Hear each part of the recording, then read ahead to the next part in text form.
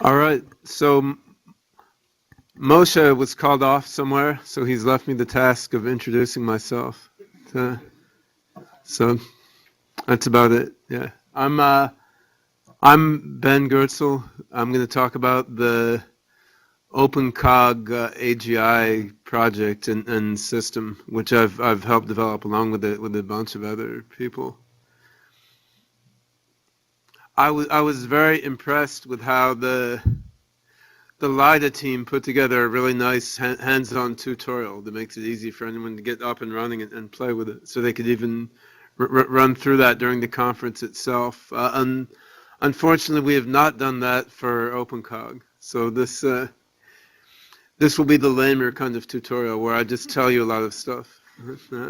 I mean, the code of OpenCog is open source and it's on Launchpad. Anyone can download it, and there are simple demos to run and things to play with. But we haven't put together a nice, simple to run tutorial system like they have. But I think it's a good thing, and their talk was somewhat inspirational to me in that way. I mean, I'd like to see us do something like that for OpenCog.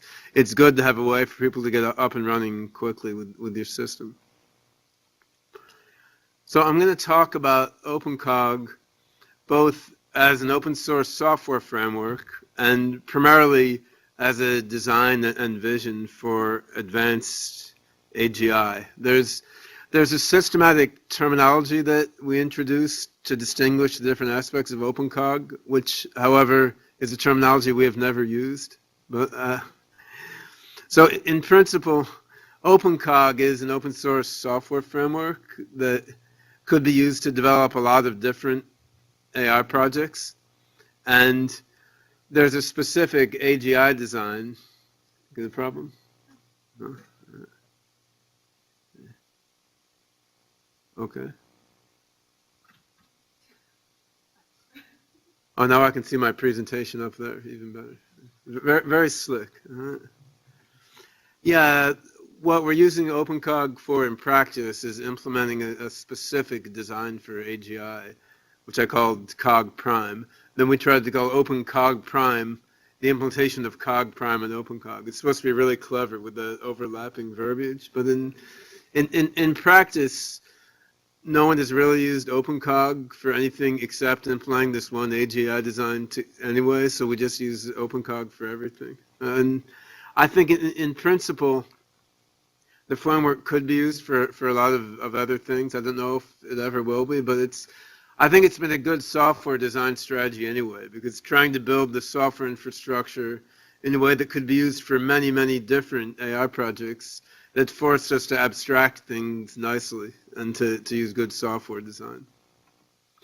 The other thing I want to clarify before getting started is, even though I'm the one who usually goes around giving speeches about OpenCog, I mean, an extremely small percentage of the OpenCog code was written by me. I think I probably came up with more of the underlying theory and ideas than anyone else, but plenty of the theoretical ideas were come up with by my collaborators also, including Moshe, who's the chair of this conference, and then a bunch of other guys who are listed here. Matt Eclay, who's also here and giving a talk. So it's really been a group project over many years, and if to the extent it does succeed, it's going to partly be because of that, because of combining the visions and insights of a lot of different people. So I'm going to cover a fair number of aspects here. I'll start with our grand vision of what we hope the system can eventually do. Talk a little bit about the conception of mind and general intelligence underlying the system. Then the longest part will be about the cognitive architecture. How is the system actually designed? A little bit about the practical software architecture aspect of the system. Then the environments and tasks. What are we trying to do with the system? And I'll show you some examples of our early efforts to use it to control robots and video game characters, non-player characters for games. Then finally, what's the developmental roadmap by which we want to go from the currently fairly simple tasks and environments we're dealing with further and further toward more and more advanced AGI. So it's a pretty broad set of topics. None of it can be gone into too much detail, but hopefully I can give you a sense of what the OpenCog project is about. And then, since it's an open source project with a moderate-sized developer community, if anyone's interested to become involved in one way or another, it's easy to do so. There's an IRC channel, a mailing list, and the Launchpad repository, and so forth. Also, this will be fairly informal, so if you have questions or comments as I go through, feel free to raise your hand. I'll try to pay attention, and we can have some interruptions or just fine. Or if not, I'll end up going through quickly, and we can have questions at the end, which is good too. So, and everyone, please turn off your cell phones.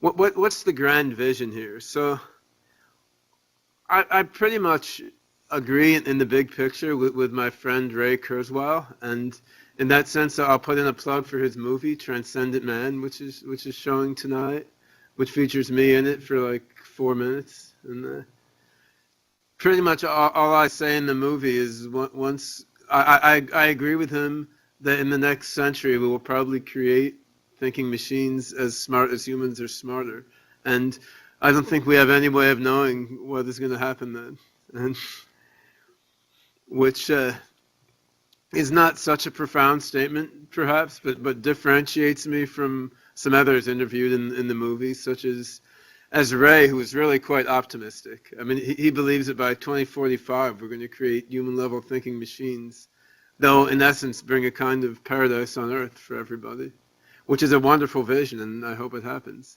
And my close friend Hugo de Garis, who I've worked with on an AI project in Xiamen, China, that I'll mention later in this talk, Hugo believes that we will create superhuman AIs on roughly the same time frame, and that they will almost inevitably kill us all and take over the universe. So my attitude was sort of in between those two. I think there's a lot of indeterminacy here, and I'm reasonably optimistic, but not totally optimistic, because to an extent it seems like if we really do succeed at making AGIs that powerful, trying to predict what will happen is like cockroaches trying to predict the outcome of World War II or World War III or something. We may end up being outclassed.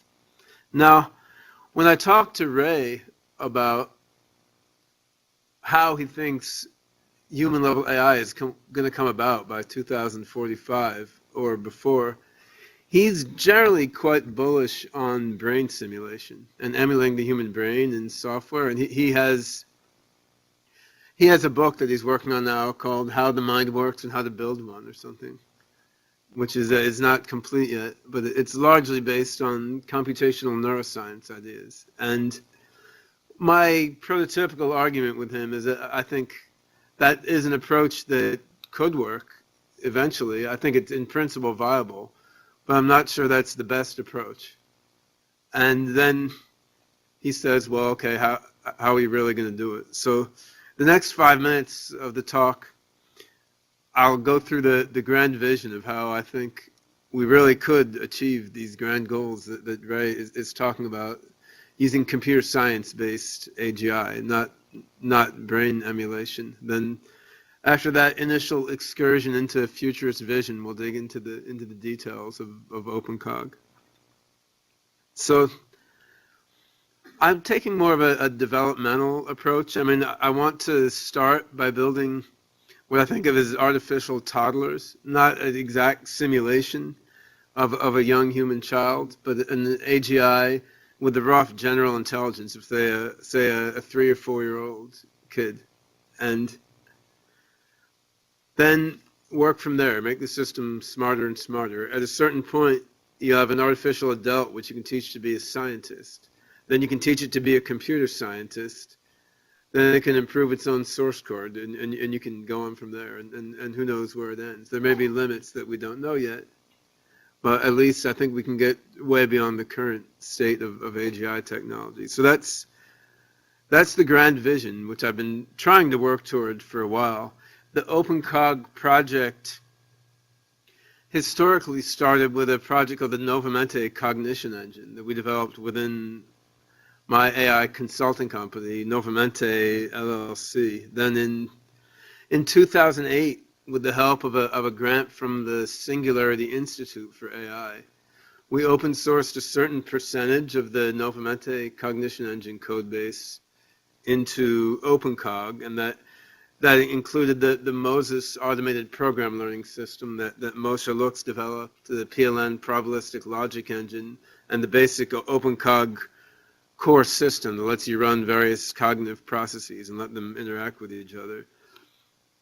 What we're working on now, among other things, and this is something I'll go into in much more detail in this talk, we're working on making what I think of as a proto-AGI virtual agent. So what I hope to get is something with some kind of toddler-level intelligence inside of a video game, inside a game world. So being able to communicate in simple English, do simple problem solving and learning in a video game world that's loosely modeled on the game Minecraft. And we're building that now. We have 6 programmers in a lab in Hong Kong, at Hong Kong Polytechnic University, working on that, which I'll talk about a bit later.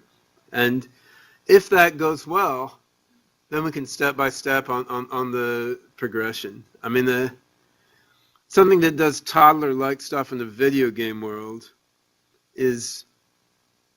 it's going to be really interesting to us in the sense that it'll tell us that we're on the right track and we can get all the parts of our system working together.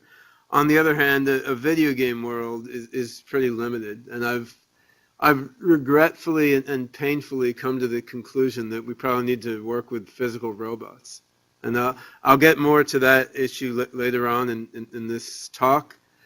But in Xiamen University in China, we have done simple experiments looking OpenCog up to the now humanoid robots. And I'm unsure whether the now platform is where we'll end up, although it's been interesting to work with. But the general plan is after getting OpenCog to do all the basic stuff we want in the video game world, then we start working on robotics in parallel. And the basic reason being that there's just so much more richness in terms of perception and motoric affordances in robotics versus a game world. I wouldn't say that it's a critical necessity for AGI. I think you can make an AGI with purely a text I/O.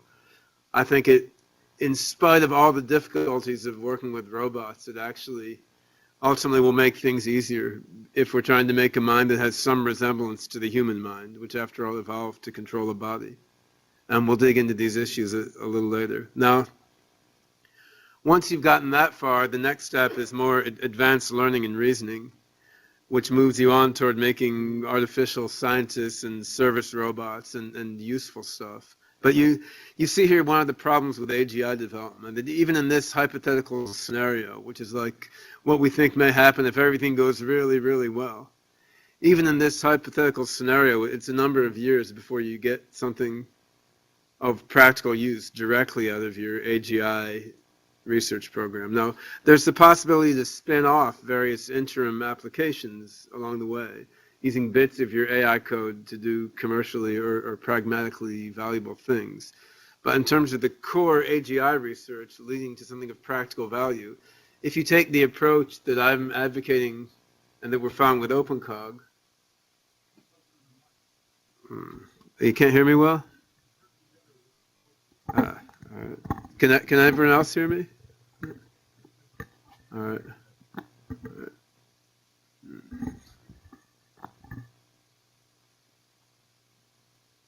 If you take the approach that I've been advocating with OpenCog, which is a developmental approach, if you start off with AIs that are like children, whether in a virtual world or in a robot world, I mean, if you think about it, how much use is a young baby? Not much use, right? If you didn't know it was going to grow into something else, you'd quickly throw it in the garbage for being a waste of resources, which some people do. I'm not advocating it.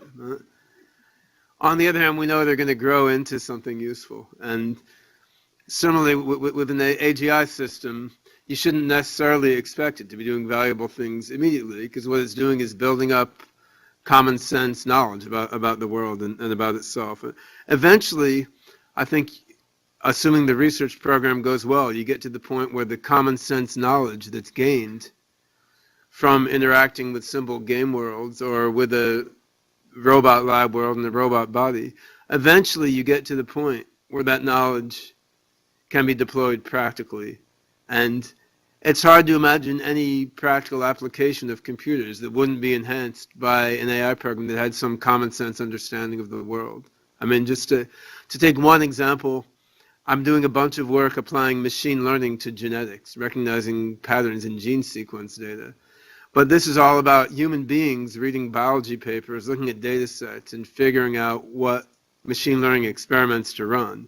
And the AI then finds patterns that no human could find. But of course, if you had an AI system with some common sense knowledge, it could figure out what machine learning experiments to run itself. And even if it didn't immediately cut the human out of the loop, it would drastically decrease the need for human involvement and be able to do things that no human can do, because we can't read the millions of biology papers online by ourselves. So in this hypothetical timeline, I think we can get toddler-like AI. I think we can then get AI that does specific human expert tasks well. And eventually then you get on to the goal of full-on human-level AI, which is not necessarily a system that can emulate human beings in exact detail. I'm not trying to make uploaded people, but a system that can basically carry out all the same complex tasks that people can.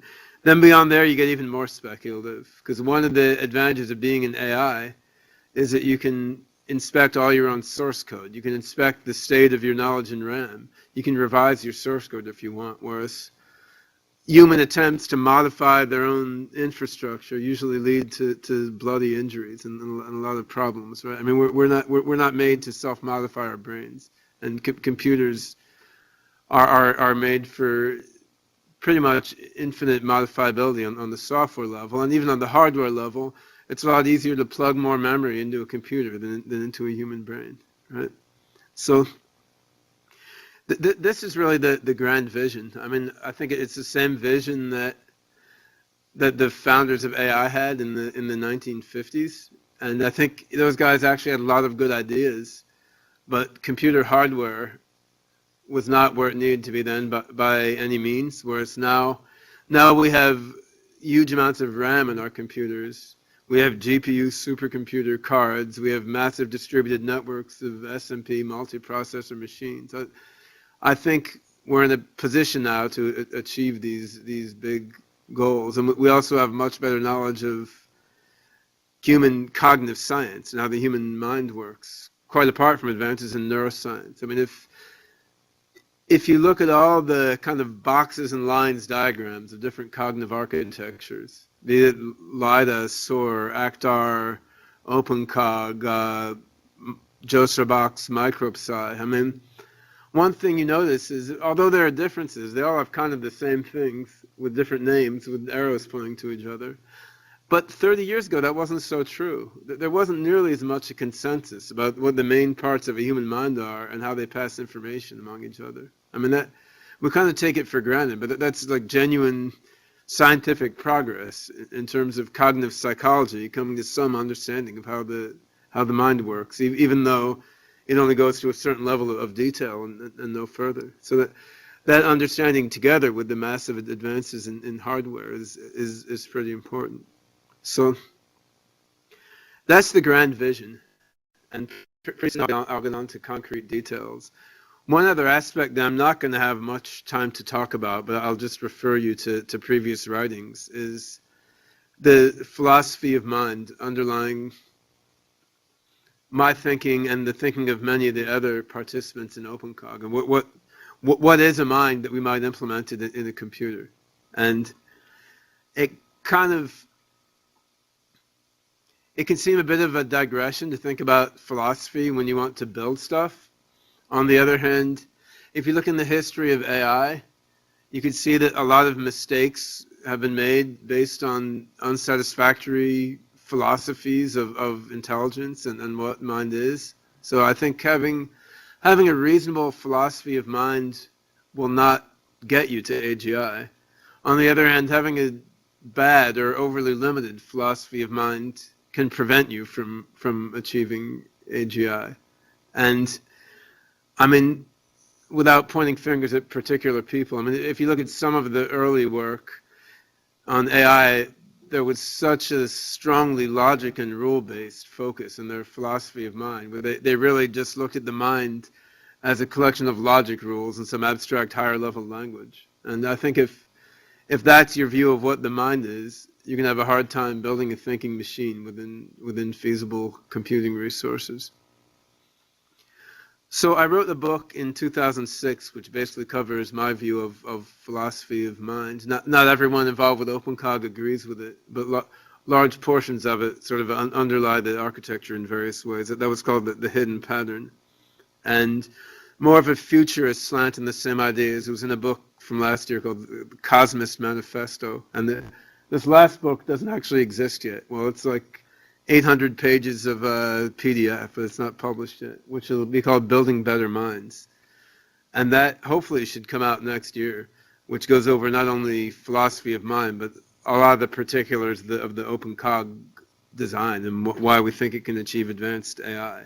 So to try to sum up in one ugly, rambling sentence what the philosophy of mind we started with is, it's all about patterns. It's thinking about the mind as an evolving, self-organizing system of patterns associated with a system that tries to achieve goals. So you basically view the mind as a system for recognizing patterns in itself and the world, including patterns about how it can achieve its goals in its environment. And that sounds pretty simple when you say it that way. But of course, you could go through the history of philosophy of mind and find a lot of very, very different statements also. And since it's not the focus here, I won't go on much more about that, but I do think it's an important aspect. Following on from, hold on, question, yeah?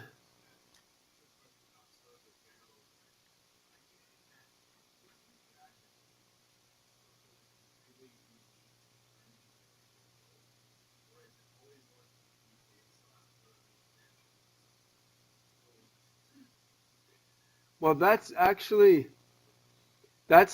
question of the architecture. Could everyone hear the question? No, I understand the question. I'm just going to repeat it so everyone can hear it. As I understood, his question is, are we aiming to make an AGI that will come up with its own goals all on its own? Or are we aiming to make an AGI that will always, in a sense, follow the goals that were given it by its creators? Is that basically? I think that's actually a question of the architecture of the particular system that you build within the OpenCog framework, in the sense that what we're doing now, and what I intend to keep doing, is build a system with certain top-level goals, and I'll talk about the goal architecture shortly, where the system then tries to learn which procedures will achieve its top-level goals, given the context that it sees, and then it may learn sub-goals of those top-level goals as it goes along. And in that sense, we want it to keep trying to fulfill the goals that you gave it. On the other hand, it will be quite simple with an OpenCog to build a system without any top-level goals at all that could rewrite its top-level goal content at random, for example. I think that's not difficult to do, but I'm not sure that it's desirable. And the other subtle point there is, even if you specify goals for the system, I mean, they're always subject to interpretation in some way or another. So it becomes quite a simple matter, quite a complex matter. I mean, if the goal is to please Ben, for example, I mean, what's Ben? Could it create, if you go science fictional, could it create a copy of me and entertain that guy, right? If the goal is to get the pleasure button pushed, okay, what if it just builds a robot to push the pleasure button over and over again? I mean, there's a lot of issues wrapped up there, which we've thought about a lot, but I don't want to go into too much in this talk. Was there another question somewhere? Yeah.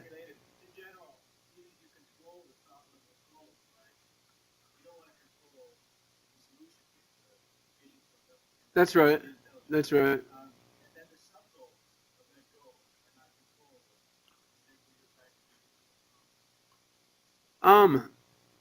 Well, if the sub-goals were really derived from the goals and the system was smart enough, then it wouldn't be a problem. The other thing is the system will never be infinitely intelligent, so its sub-goals might not really imply its top-level goals. I mean, I think the whole question of goal system engineering for a system like this where you can supply goals, it's certainly a hard question, and I think it's largely independent of the specifics of the cognitive architecture.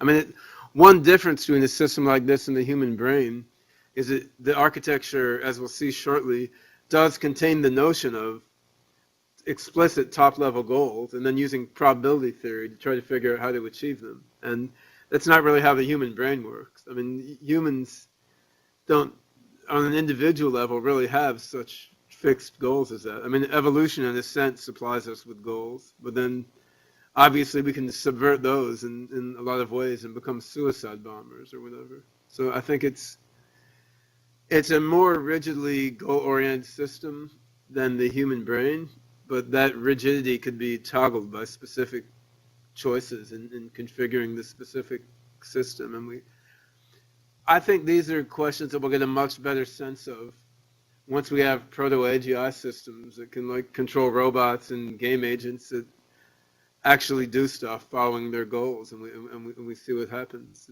It's kind of, the math isn't there to resolve these things with rigorous math, and it's even almost hard to trust yourself in speculating about these things. So what is general intelligence? So this sort of follows out of philosophy of mind, but it's a more concrete question. So there's a certain intuitive sense in which humans are general purpose rather than narrowly specialized intelligences. And I think about general intelligence as the ability to achieve a variety of complex goals in a variety of complex environments. In practice, it has to be done using limited computational resources. And you'd like the system to be able to deal with goals and environments that weren't even thought of at the time the system is created. And this suggests that you can think of intelligence as being about using perception and memory to predict what actions will help achieve your goals, which is not a very original notion of general intelligence. I think a lot of people would agree with that, and that's sort of an emerging understanding over the last few decades about what intelligent systems should be like. There's been attempts to make a more rigorous definition of general intelligence. I won't go into too much detail on that. I gave a talk on this at last year's AGI conference in Lugano. Shane Legg and Marcus Hutter came up with a definition of general intelligence, which are called universal intelligence, which is, roughly speaking, it's an average over all environments of how good the system is at achieving goals in that environment, where they weight environments by the universal distribution, which is based on the compressibility, on the Solomonoff-Levin prior. So if you don't know what that means, I won't take time to explain it now. But that worries me a bit, because I think humans are incredibly stupid by that kind of definition. We're not very good at solving problems in arbitrary, mathematically compressible environments. So, I mean, we're not even that good at solving problems in our own environment that we evolved for when you come down to it. So I proposed a minor variant of this last year at AGI 10. Just, you can specify any distribution over goals and over environments. It doesn't have to be the universal distribution. And you can assess intelligence at how good is the system at achieving goals and environments drawn from those distributions. And that's different because the universal distribution is exponentially decaying, whereas arbitrary distributions don't have to be.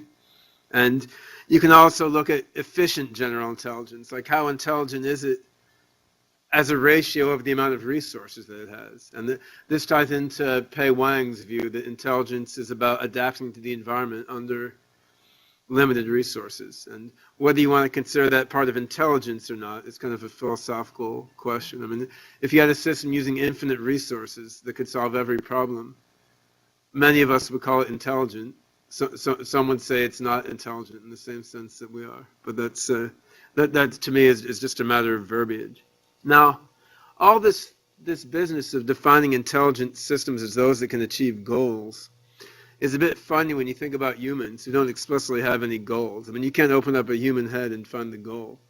Our goals in life change as we grow, and at some points in your life, your goals may be very, very ill-defined, right? So you end up looking at a goal as something that one system uses to model another system. So I may model you as following certain goals, or I may model myself as following certain goals. And then you really need to look at the intelligence of a system as something defined relative to a model of that system as goal-oriented. Another thing from that 2010 paper is defining the generality of a system's intelligence, which basically, if you look at all the environments in which a system is intelligent, you can look at the entropy of that distribution over environments. And so that turns out to be a kind of orthogonal thing to how intelligent it is. You could have a system that's very, very intelligent, but over a fairly peaked, narrow distribution of environments. A system less intelligent over a broader distribution environment. So this is a way of thinking about generality and intelligence as sort of different characteristics which come together to form general intelligence. And this is sort of practically relevant to working with AGI systems. And I think intuitively, what we tend to mean by an AGI system is something that can be used in a broad spectrum of different environments and situations. So all this business of defining an intelligent system relative to certain probability distributions over goals and environments, that raises the question of what distributions to look at. So one thing I've looked at a bit is actually looking at environments characterized by communication, where basically the environments are more likely if they can be more compactly communicated by the communicators in some linguistic group. And that lets you say some more concrete, specific things about all these distributions and environments. And it kind of makes sense in terms of human evolution, and that we largely evolved our intelligence to communicate with each other. And that leads by a line of reasoning I won't go through in detail here, but that leads to a notion that's important in OpenCog, which is called cognitive synergy. So one of the key ideas in OpenCog, drawn from cognitive psychology, is that human-like intelligence relies on several different kinds of memory, which are fairly distinct from each other, yet which all need to interact with each other. And these types of memory actually correspond well to different types of communication. So one kind of memory is what we call declarative or semantic memory, which has often been modeled using logic, but doesn't have to be. It could be modeled using other ways. And this obviously corresponds well with linguistic communication. There's procedural memory of how to do something like kick a soccer ball or walk down the street, or any action that's reasonably automated. It could be language generation or adding numbers. And this correlates well with communication by demonstration. You can show someone how to do something. I mean, if I wanted to teach someone how to serve in tennis, I'd be much more likely to just do it and show them rather than to give them a logical description of the predicate logic formulas describing a tennis serve or even English sentences. Sensory and sensory motor memory, obviously we store a lot of that, just specific images. We have episodic memory, which correlates with communication by storytelling, which is a big part of the human mind. And episodic memory is your life history that you store. Then there's what I think of as attentional and intentional memory, which has to do with what you pay attention to and what goals you have. And if you look at intelligence as being goal achievement relative to probability distributions that are defined based on communication within a group, it's kind of interesting because each of these kinds of memory corresponds to a different kind of communication. In terms of AGI design, one of the decisions we came to in designing OpenCog is that it made sense to take each of these kinds of memory and kind of represent it differently in the software. And that leads you down a whole complex path. Because if you represent each type of memory differently, you ultimately wind up using different learning algorithms for the different kinds of memory. But then you have all these memory stores and all these learning algorithms, and you need them all to work together well, which gives you a really complicated system. And it leads to the notion of cognitive synergy, which is that the learning algorithms corresponding to the different types of memory need to work together well in a way that when one of them gets stuck, the other ones will help them out. And we've formalized that mathematically. I won't give that here. But that's one of the key ideas underlying the OpenCog design. So for declarative memory, we do learning using something called probabilistic logic networks, which is a bit different than what Noah will talk about in the following tutorial, but I think conceptually kind of going in the same direction in terms of bringing logic and probability theory together. For procedural learning, among other things, we use Moses, the probabilistic evolutionary learning algorithm developed by Moshe Lux, our conference chair, for his PhD thesis at Washington University.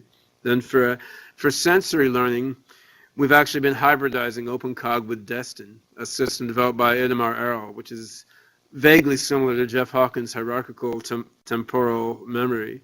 For attentional learning, we use something based on artificial economics called economic attention networks that Matt Eclay will give a talk about in the main AGI conference. And for episodic learning, we haven't gotten too far with that yet, but one of the things we do is an internal simulation engine, where the system can just run through episodes in its mind's eye.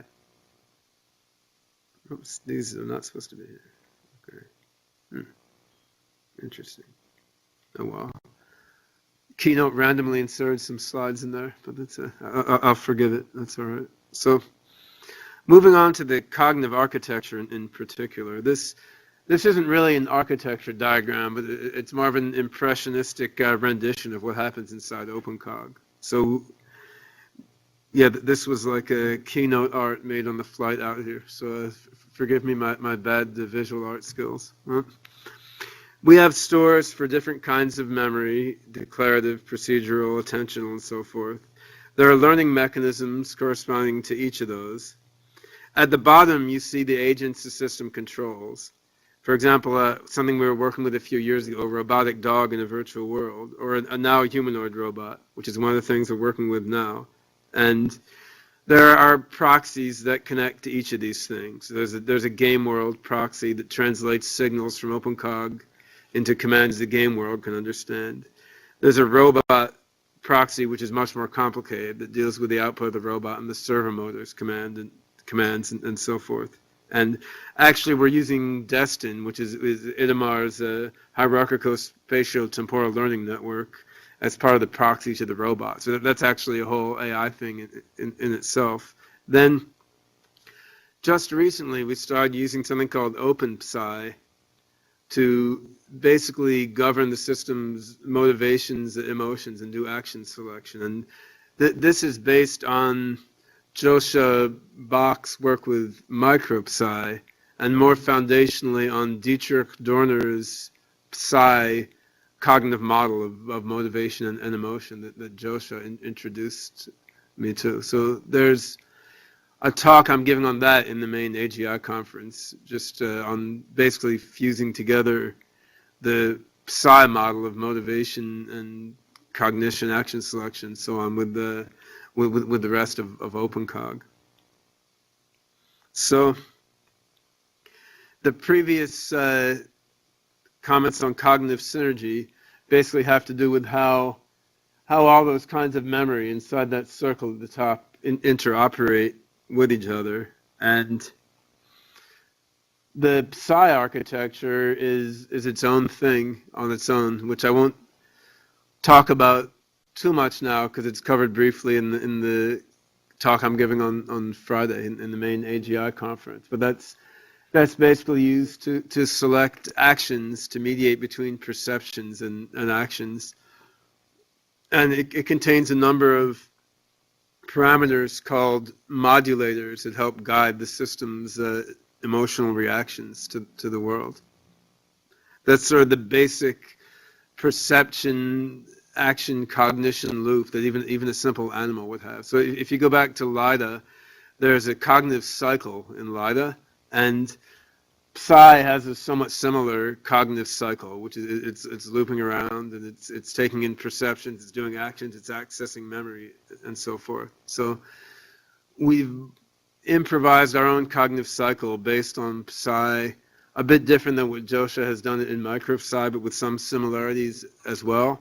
But then on the back end of that, we have a whole bunch of memory stores and learning mechanisms, which are different than what Dietrich Dorner or Josha did. And below that, in the case of dealing with a robot, we have a whole hierarchical temporal memory system, because the data from the robot is high dimensional, and feeding it into OpenCog's more cognitive mechanisms doesn't work well.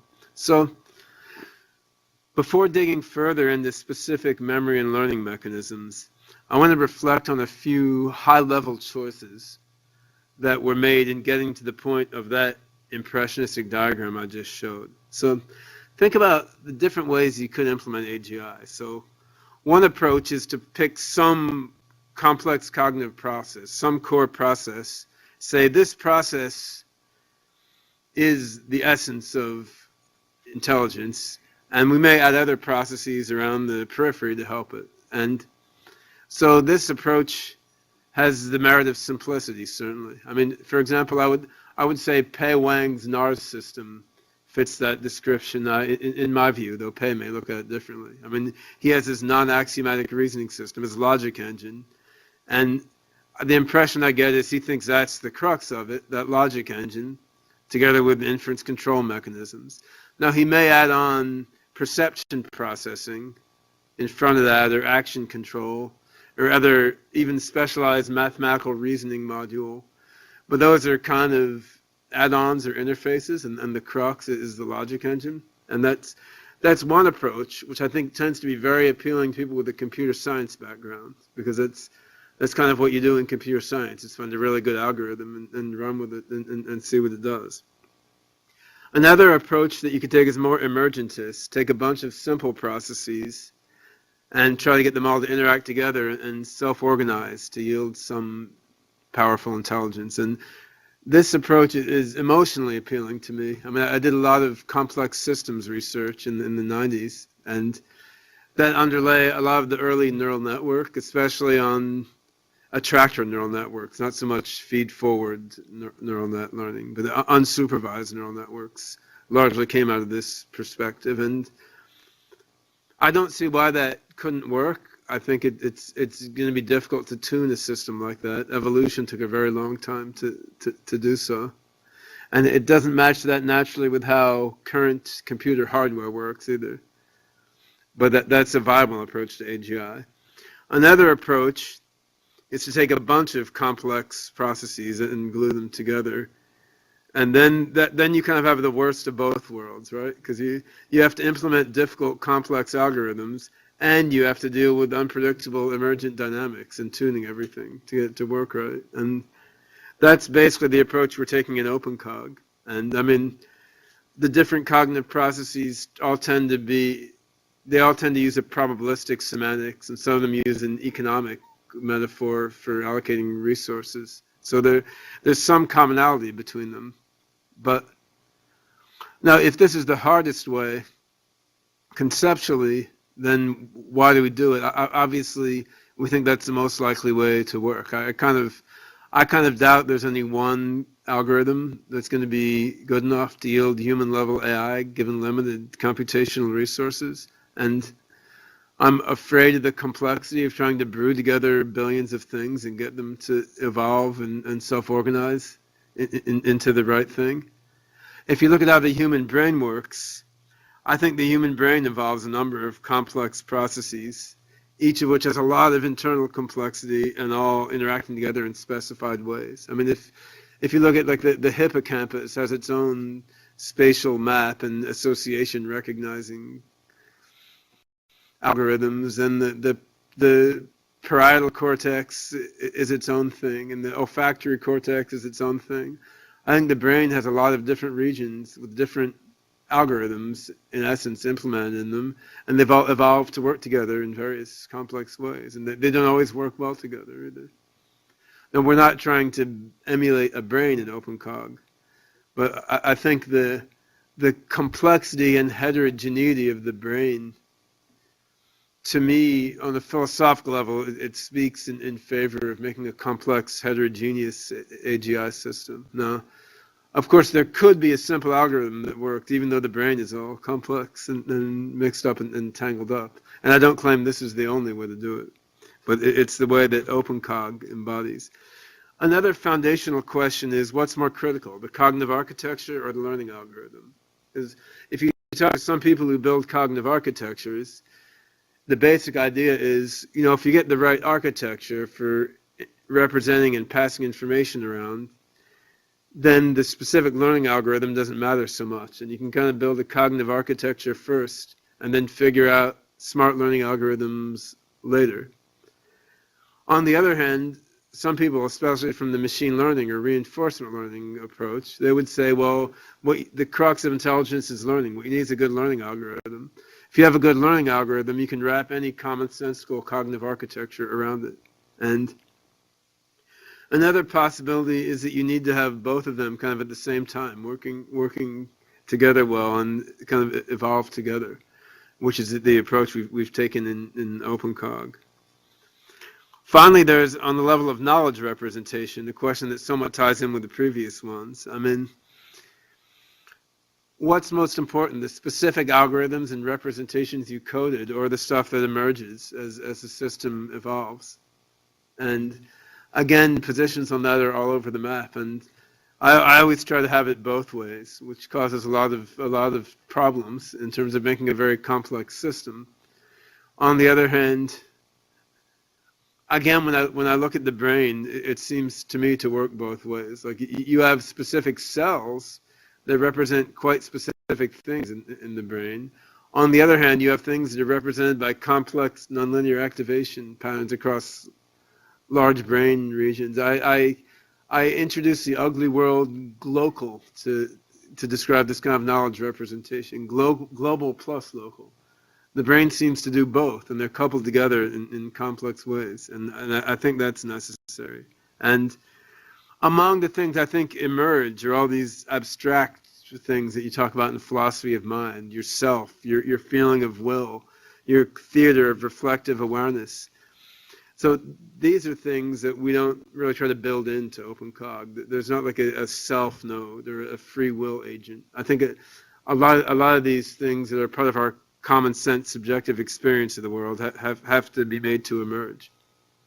And with that general introduction, I'll dig a little more deeply into what goes on inside OpenCog now. Starting out with knowledge representation, which happens on two levels. So the first level is explicit knowledge representation, for which we use nodes and links, a sort of weighted labeled hypergraph. And then the second level is what we think of as implicit knowledge representation, knowledge that's encoded in the coordinated activity of a large set of nodes or links. So we have something we call the atom table, which is a big neural semantic hypergraph. Most of the nodes and links in there don't have any English names. They're just stuff the system learned, which are given meaning by their links to other things and their activity patterns. Some of them do have English names. Some may correspond to objects we recognize, like a table or a chair, a movement like raising your arm. Some could correspond to particular percepts. There are different types of nodes and links, and they're all connected together in this big in-RAM graph database. In terms of the software architecture that I'll dig into in slightly more detail later, we have a container called the atom space, which is a weighted labeled hypergraph with these nodes and links. Then we have a number of different processes that are scheduled by a scheduler. Each of those processes does its business primarily by grabbing atoms from the atom space, modifying them, putting them back, or putting new atoms in the atom space. So, I mean, you could very, very loosely, you could view it as a blackboard architecture with a huge blackboard. Because, I mean, you can have our current main development machine has like 96 gigabytes of RAM.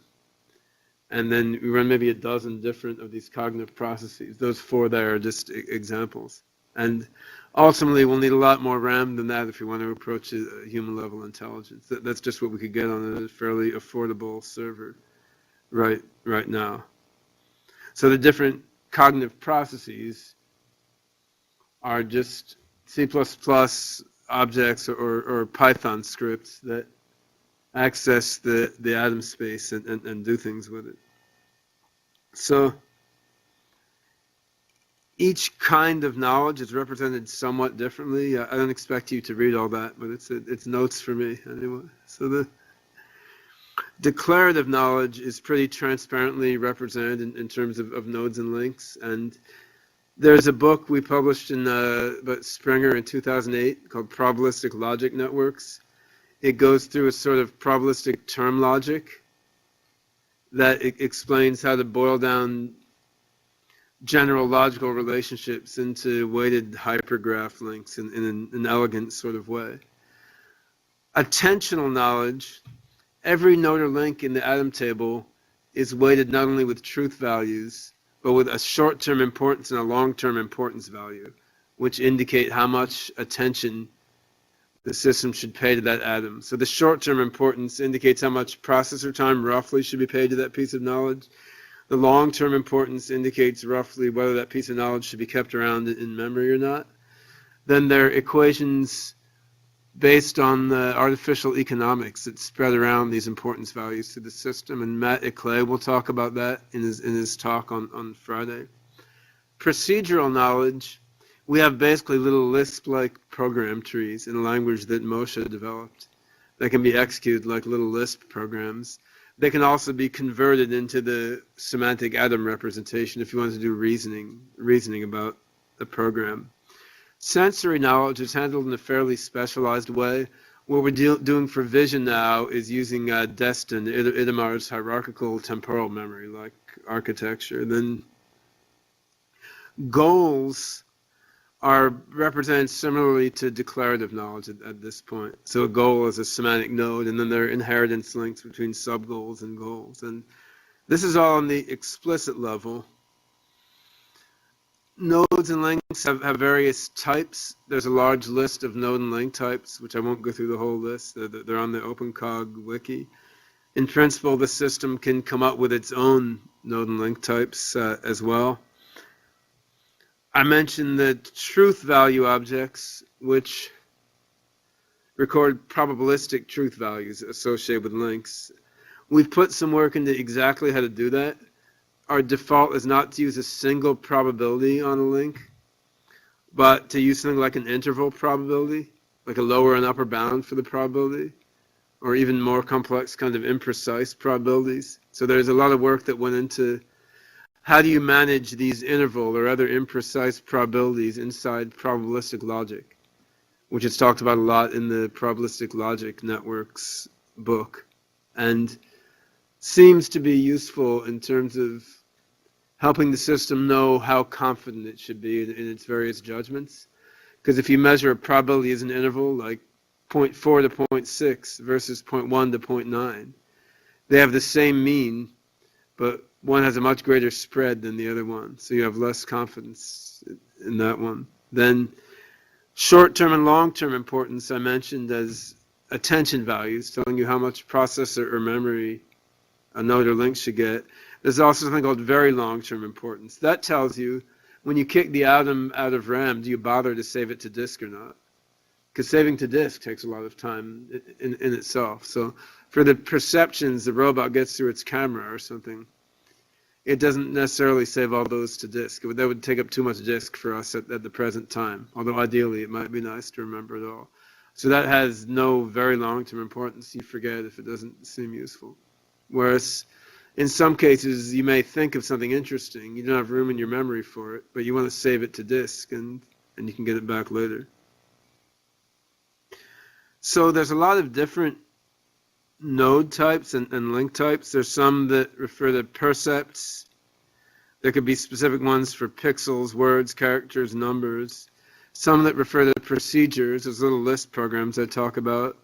Some, what we call a concept node, is really a kind of a proto-concept node. It's just a token that links and connects to other things. Then there are specific nodes for goals and feelings, which contain little procedures in them to evaluate how well the goal was achieved or how much the feeling is experienced. Different kinds of links.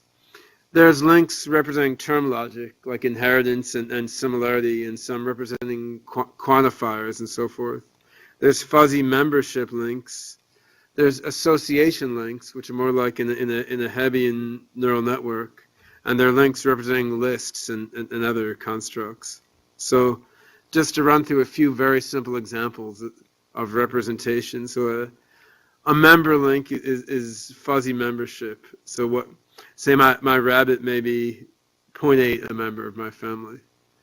Well, my daughter would probably argue it's higher than that, but it's a rabbit. It's not a human. And she doesn't have a birth certificate with her name on it. Hebbian links, you can have symmetric and asymmetric Hebbian links that just measure how often two things have been associated. And that can be generic or it can be in specific contexts. Like maybe dog is associated with pet to a higher degree in the US than in Korea because we don't eat dogs often here. And execution links record executions of procedures, which could be arithmetic procedures, or they could be like a robot kicking a ball type of procedure.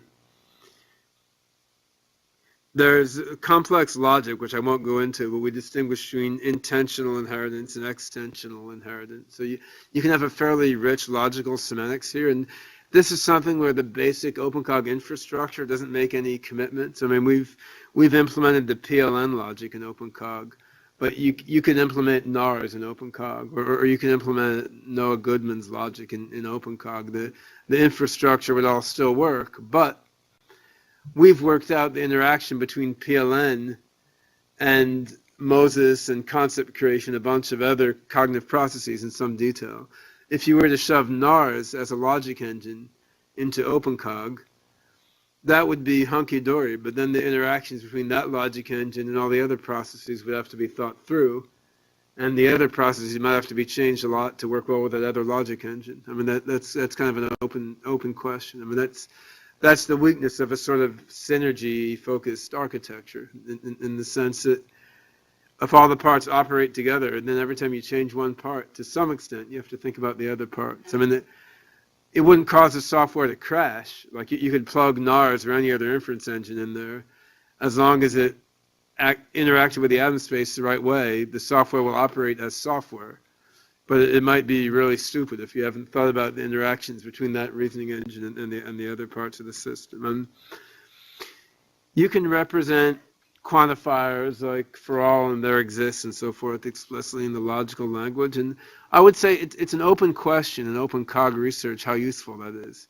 We don't know yet. I mean, you can represent these abstract things as nodes and links, but maybe that's not really the right way to do it. Maybe these should be learned more implicitly through experience as broader patterns of activity. And the system's breadth is a strength and a weakness, because you could do it a logic-based AI way, or you could do it a more kind of self-organizing learning way. Or maybe you could do it both ways.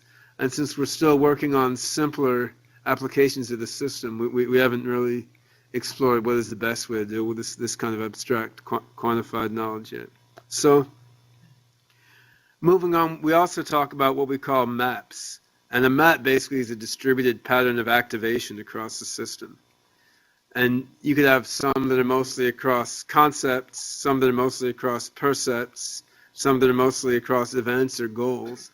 And these are sort of like distributed attractors in the system's memory. And one of the things that I've been playing with recently is the interaction between these distributed maps and the more localized semantic memory. Like if the system sees a battery in the context of our virtual world where the agent is a robot that's always trying to find batteries. If the system is a battery, then you have a node for battery. You also have a map for battery, which is basically all the nodes and links that are commonly activated when it sees a battery. And how do those two interact? Well, what the map for battery does affects the links that the node for battery grows. And of course, if you activate the node for battery, then most of the map for battery will be activated. So this is the global local aspect of the knowledge representation, which is something we've just really begun to exploit. I'm curious to see how that will pan out. On the software level, the objects embodying cognitive algorithms are called mind agents. And as I said, you could, in theory, you could put any collection of mind agents and have them work on the atom space through the atom space API. The art of architecting a cognitive system within the OpenCog framework is finding a collection of mind agents that will help the system fulfill its goals, represented as goal nodes, and that will work together rather than ignoring each other or working counterproductively. So, as I said, we have probabilistic logic networks mind agent, and actually a couple. There's a forward chainer and a backward chainer doing probabilistic logic inference. There's Moses, which learns procedures, and as a default, it operates supervised, but you can do implicit supervision. So you can have Moses set up to say, just find little program trees representing interesting patterns, statistically significant patterns in the atom space. So then it's supervised learning in a sense, but the supervision is just internally provided by the fitness function of find whatever is interesting. There's a mind agent for economic attention that just spreads short and long-term importance around. And that's important because the system scheduler will, well, not the scheduler, because when a mind agent is active according to the scheduler, the mind agent will tend to act on those atoms that have a greater short-term importance. So say when the PLN mind agent has to do reasoning, it will pay preferential attention to atoms that have a higher short-term importance value. And then how does it get a higher short-term importance value? Well, the economic attention allocation agent gave it a higher short-term importance value. There are algorithms for map formation, for trying to recognize what are the attractors in the system. There's algorithms for forming new concepts, basically fusing existing concept nodes into new ones. So probably Moses and PLN are the most heavyweight algorithms in there, in terms of there are a lot of lines of code and have many complex internal algorithms, but they're certainly not the only important ones. And if you're not familiar with these, I don't have much time to go into them now, but you can look into them on their own. Moses it's like genetic programming, but it uses probability theory instead of crossover and mutation.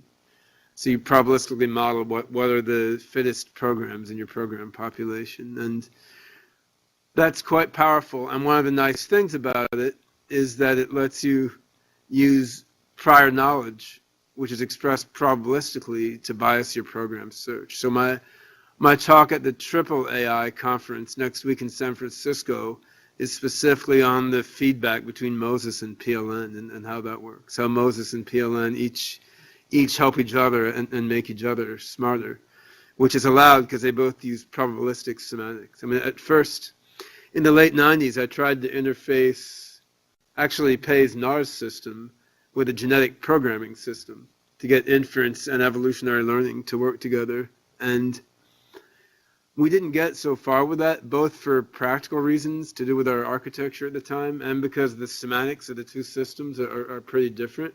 Whereas using a probabilistic reasoning system and a probabilistic evolutionary learning system, you can get the two to work together relatively well because Moses wants a probability distribution over program space to bias its search. So that's a concrete example of how you have to do the mechanics right to get what I called cognitive synergy to work. Because if you want your declarative learning process, PLN, and your procedure learning process, Moses, to work together well, then they need to, in some sense, speak the same language. So when one gets stuck, it can ask the other for help in the right way. If Moses is having trouble learning programs to do something, say, figure out how to kick a ball through the goal, it can go to PLN and say, well, based on your knowledge, which program should have a higher prior probability? And then PLN may do some inference to figure out which of those programs should have a higher prior probability, and Moses can then use that inside its probabilistic evolutionary learning. So that's a simple example of how the different agents have to be engineered to work together well. And this is just a depiction of from a simple example, finding statistical word associations using PLN, which I use because it makes a simple picture, where The gray links were links that were in the atom space already. The green ones were learned by PLN. I mean, it's actually hard to visually depict something with millions and millions of nodes and links inside it.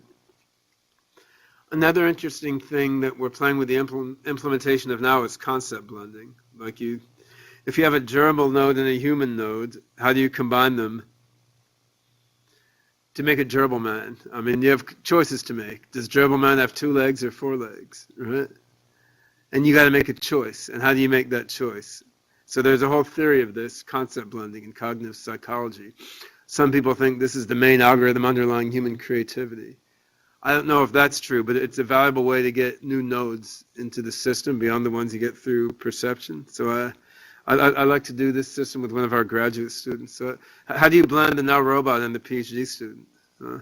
So that's one way, which is not easy to do in practice using current technology. But we can save that for the next version. The map formation process occurs explicitly as well. So say you have a number of nodes. You can't view that well on this screen, but those two look the same on that screen. They don't look the same on my laptop. If you have a number of nodes that are all activated together, like cat, mouse, furry, and tail, what happens is the system can grow a new node that then has links to all 4 of those guys.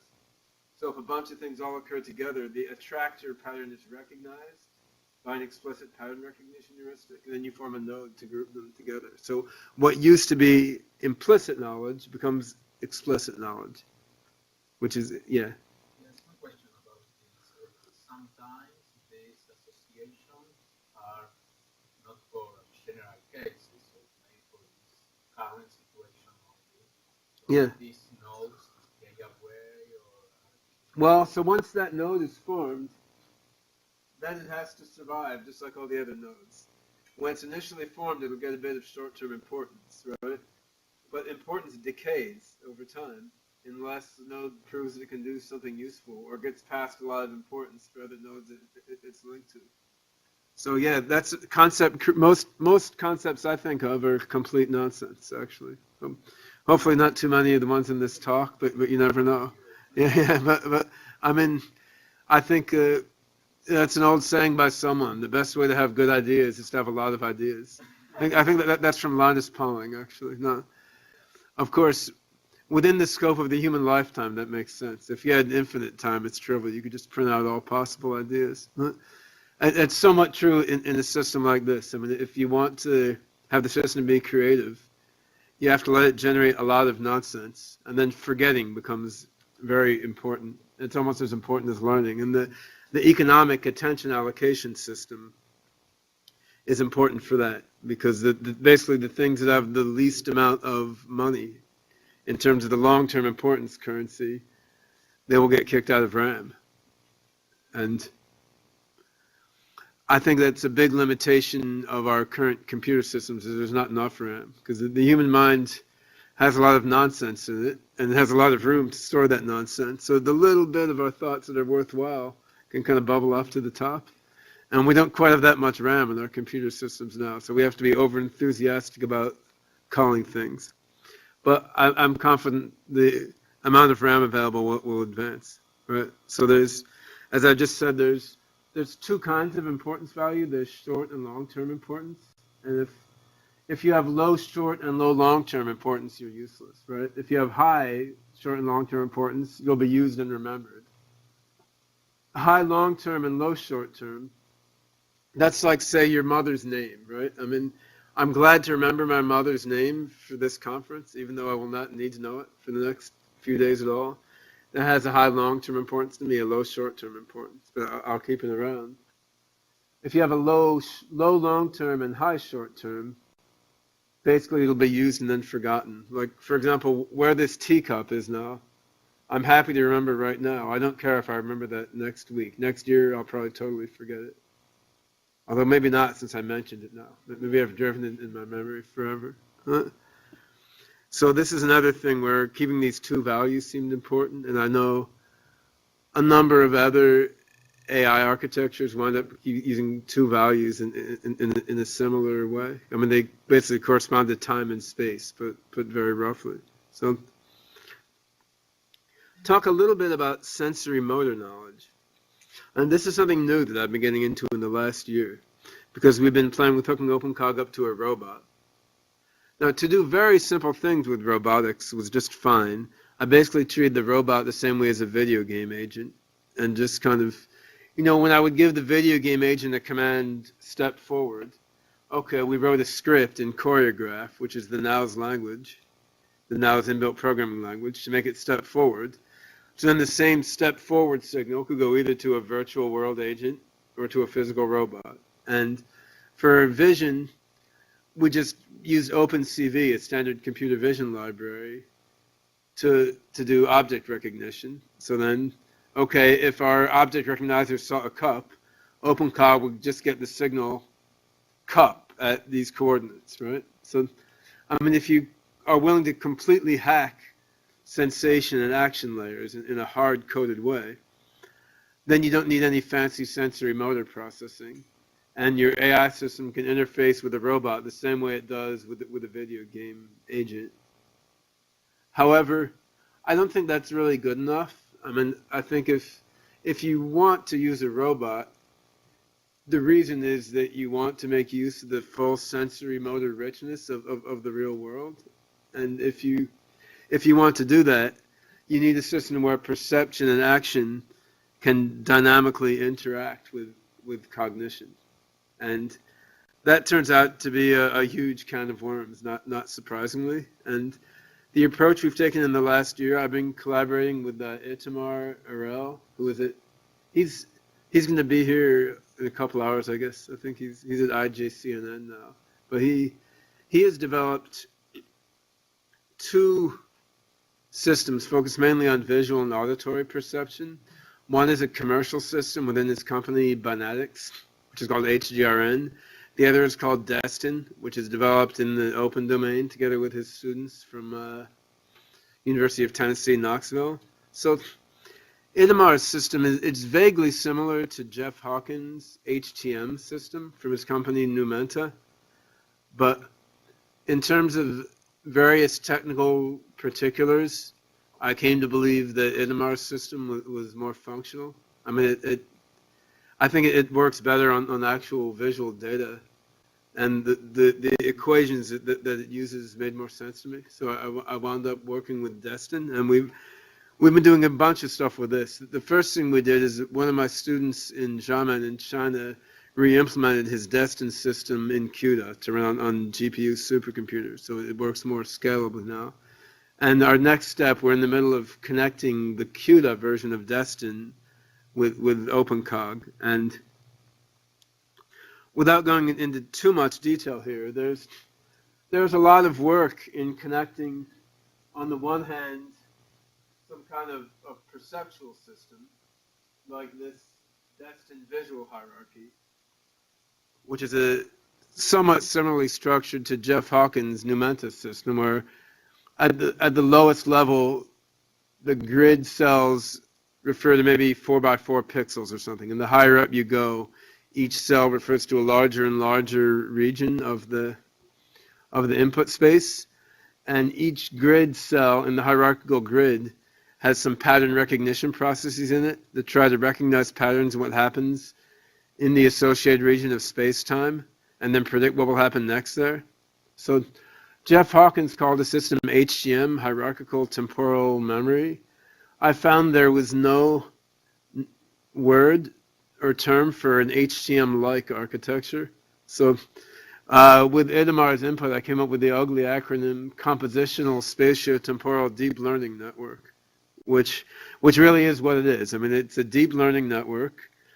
It's spatiotemporal, and that each node corresponds to some region of space-time, a little movie, and it's compositional, and it builds up like a hierarchy. So Jeff Hawkins' HTM is one of these. Itamar's Destin is another, and there's a bunch of others in the literature.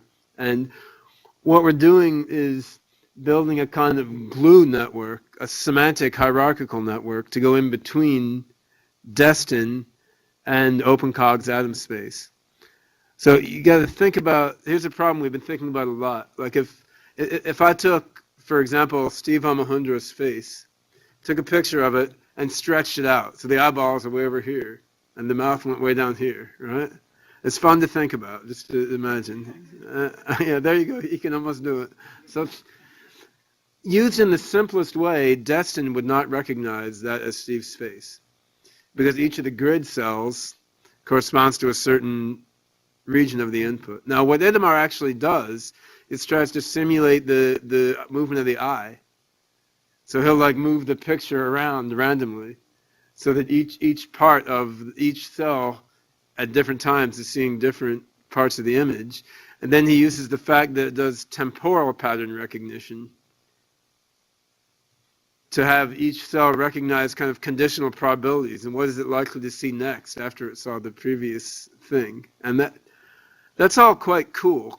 It's also quite complicated to me. Then you bring in the fact that the eye will tend to use its knowledge of importance to move. So I'm more likely to say move my eye around the top of his head or his eyebrow than just diagonally randomly across his face. So I thought all that was really interesting, but I got scared of it because it's complicated, and I started working in a simpler way where I just put the input image in a fixed position. Then I used some pattern recognition algorithms, frequent subgraph mining, to recognize patterns across the states of the hierarchy over multiple times, and then feed that into OpenCog.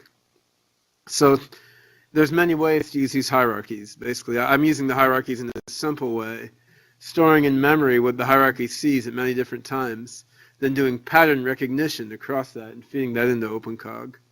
Whereas what he's doing is simulating the foveal eye movement and then having the pattern recognition all done within the hierarchical network. And I think those could actually both work. But what he wants to do is do all of AGI inside that hierarchy, or coupled together with other similar hierarchies. Whereas I want to do is use that as basically a sensory cortex for the AGI. So it's a somewhat different use. And you can look at doing the same thing with motorics. I mean, you can take a compositional motor hierarchy. Here, this diagram is for a tank-type robot. You could do the same thing for a now, where the higher-up nodes correspond to larger parts of the robot, basically. So there's a node for moving your arm, a node for moving your elbow, a node for moving your finger, and so forth. Again, how do you map that into a cognitive semantic network like OpenCog's Atom Space?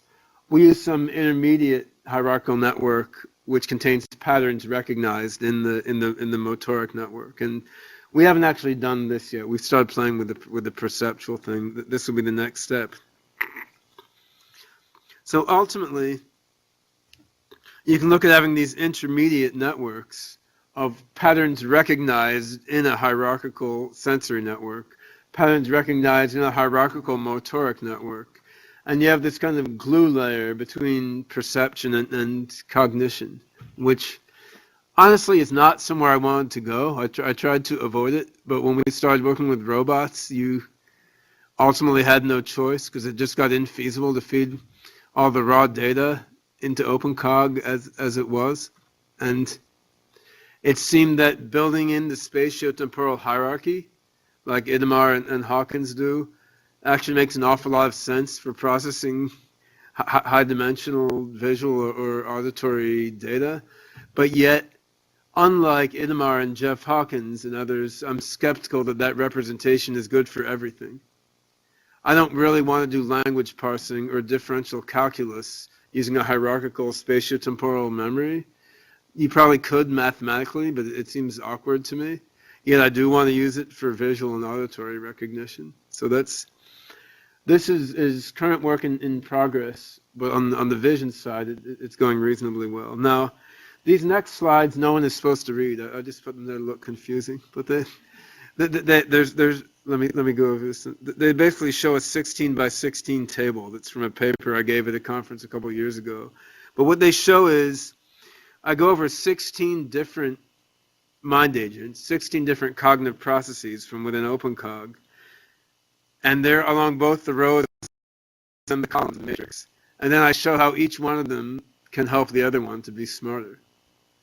So that's sort of a 16 by 16 cognitive synergy table of how each part helps each other part. And if you made a similar table for all the parts of the brain, it'd be a lot bigger, you know, and a lot harder to comprehend than this 16 by 16 table. But I think that's kind of the way that we should be thinking, in my view. Not so much about what does this one algorithm do, but about all these different processes in here. How do they all work together, and do they trip each other up, or do they help each other out? And really, you could write a paper or more on each of the entries in this table, which would be a lot of research papers. But that's one way of looking at the magnitude of the problem of building AGI according to this sort of architecture, because each of these interactions doesn't have to be coded separately. They all kind of come out of the system, but they probably all have to be thought about. You know? Yeah, question? You're using left-handing, you're preferring the data structure of the decimal system for the low-level robotic Yeah, exactly. But you have 96 gigabytes on your OpenCog server, the majority of which I propose is in the atom table. Yeah. What's wrong with putting that in the atom table? Nothing is wrong with the atom representation. The problem is what pattern recognition processes are you doing on it? And it will become very, very slow. The thing with the hierarchical representation is that the pattern recognition at each hierarchical level, it recognizes things in the level below it, conditioned on the things above it. And the representation itself is attuned to the hierarchical structure of the visual and acoustic world. So in principle, you could build that hierarchy inside the atom table. Then it would just be a very specialized atom table. And there would be no problem with that. It's just add more overhead. And I'm not sure there's a purpose to it, but we could do it that way. I mean, in practice, Destin was a separate code base that sort of works, so it was easier to do it this way. The other thing, at a more practical level, is we re-implemented Destin to run in CUDA. So we run Destin on NVIDIA Fermi, which is a separate machine, and OpenCog as a whole is not well suited to SIMD parallelism. It would work well on MIMD parallel machines. So we might as well use the vector parallelism for the part of the system that really matches naturally to it.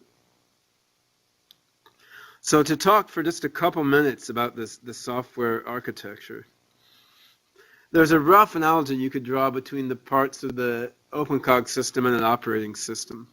Like the atom table is sort of like a file system or a database. Mind agents are sort of like Unix daemons or processes. We have a scheduler that schedules the mind agents. Most simply, you could just loop through all of them. More sophisticatedly, you could give more time to the ones that it thinks will be useful. There's input-output, which we use XML now for. That's similar to I/O in an operating system. There's a simple programming language that Moshe designed a long time ago called Combo, which you can use to program procedural knowledge. There's a forgetting mind agent, which kind of serves the role of a garbage collector. I mean, it's a reasonable mapping. I mean, in principle, you could fork a version of Linux. It would be like OpenCog Linux or something, which there's no point to do that at this moment. But there's a reasonable analogy between what OpenCog does and what an operating system does. In terms of practically working with the system, right now it runs on Linux and on OS X. People have tried to get it to work on Windows and have succeeded, but no one has ever maintained the Windows fork of it after they did it initially. So it's pretty much being pursued on Unix-based systems now. The core of the code is C++ with heavy use of STL and Boost templates, so it's fairly elegant but hairy C++ code. Some of our developers really hated C++, so we recently made it possible to write mind agents in Python instead. So there's a Python API to the scheduler in the atom space and so on. I would like to enable Haskell as well, because that's sort of my favorite language. But right now, it's C++ or Python, which is an improvement over C++ only. Anyway, and there's some bits and pieces in Java, but those are accessed remotely by C++.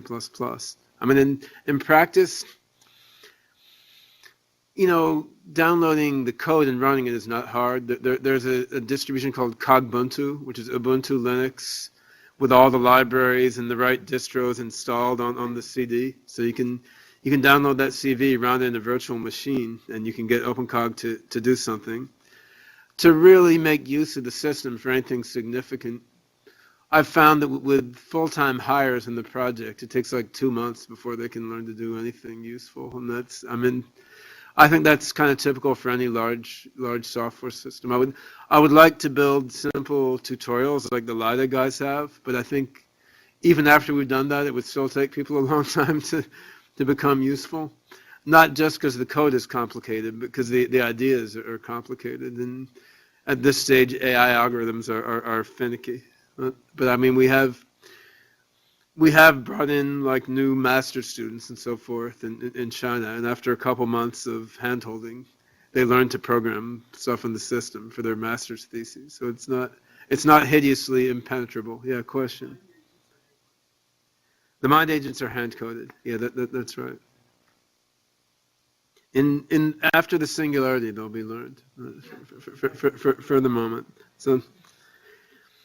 So now I'll move on to something more lightweight for the next portion of the talk. So I've talked very loosely about what the system is. I mean, it's a big system, just as with LIDA. It's pretty much impossible to explain a complex software system like this in an hour. It would take a few days, actually. And in that vein, if you look online, there are a number of talks from the AGI summer school we did in Xiamen in 2009, where various OpenCog team members talk about components of the system. It's like a series of 2-hour lectures, maybe 15, 20 hours altogether. So if you really want to hear talking heads discourse about OpenCog, there's video footage of it available online, and fairly careful people showing running of the system during the talks and so on. But I'm going to move on now to questions of what do we do with this system. And this is a bit of a prelude to what I'll talk about tomorrow night very briefly when I summarize the AGI roadmap workshop that Itamar and I had at University of Tennessee in 2009. We had a workshop, gathered together 12 AGI guys in an effort to kind of agree on one roadmap toward AGI. Well, that didn't quite work out, as you might predict, given the great and vehement diversity of opinion within the AGI community. But we did come to some sort of consensus on what made sense and what didn't make sense. People threw out a lot of different scenarios, which were kind of environment task combinations that they thought made sense for AGI. The ones I contributed, you see there are preschool learning, because I kind of like the developmental path. Other things discussed were general video game learning to play a video game you've never seen before, with or without instructions. Going through the elementary school or high school curriculum, learning to comprehend scenes and stories, which Joe Shabak talked about very convincingly. Steve Wozniak's coffee test, which is basically, can you make a robot that'll go into a random American house and figure out how to make a cup of coffee? So you can look at each of these in different ways in terms of how much capability they require, how much contextual, social, cultural engagement they require. And another thing we did was try to break these down into different competency areas and kind of look at, for each of these different, wait, hold on, I'm missing a slide here. I wonder what happened to it. Maybe it was back there in all those random slides.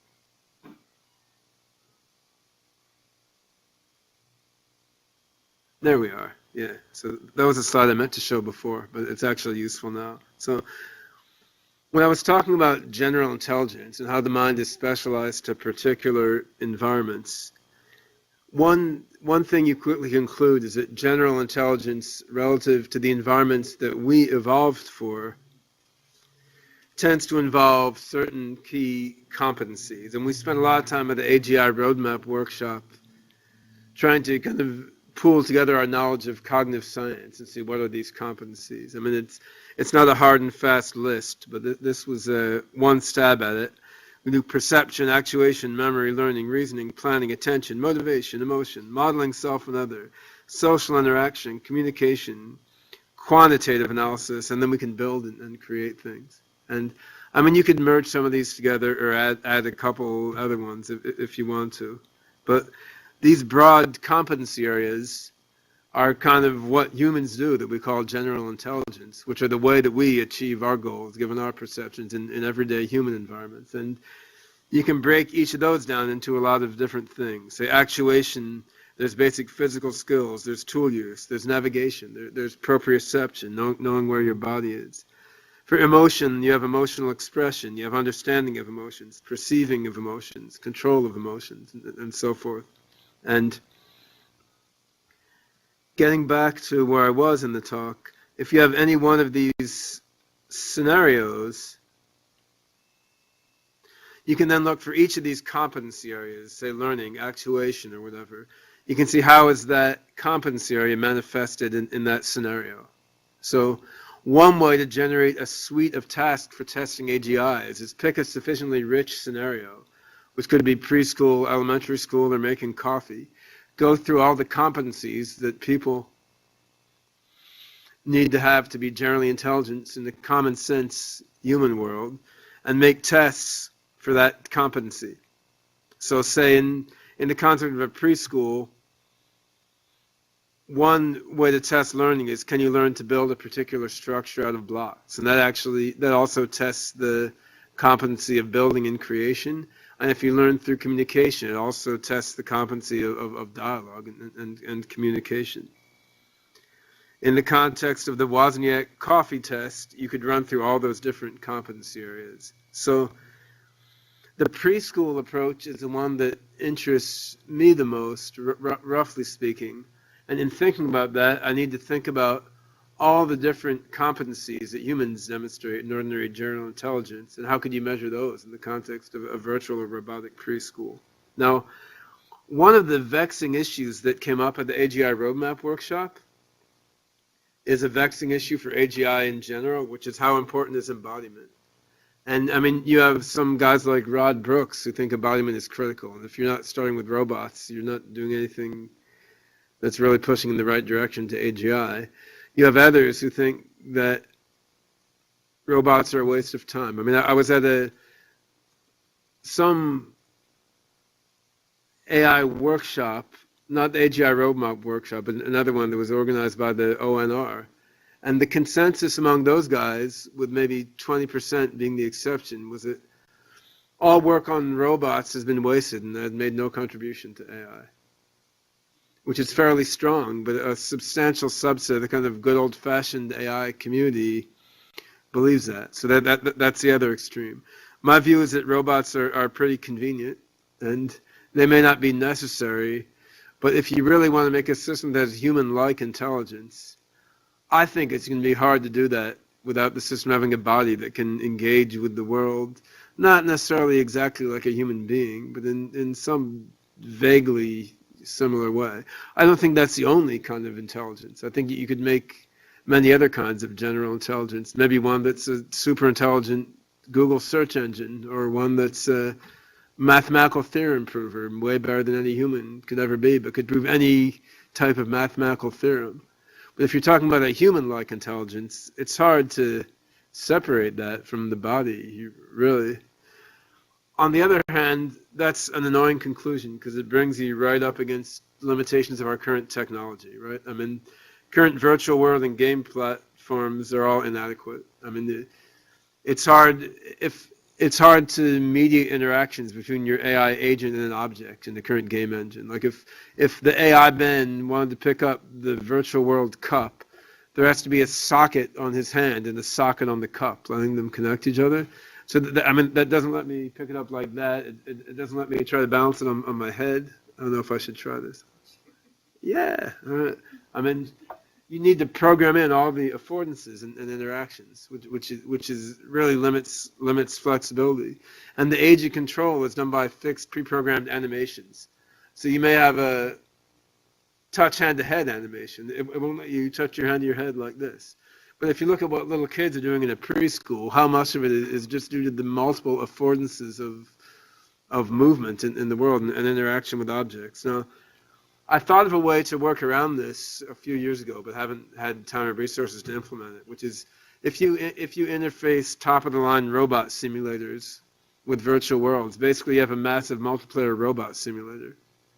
That would work around a lot of these problems, and it's really just a software engineering issue, because there are open source instances of each of these, but it's a big problem.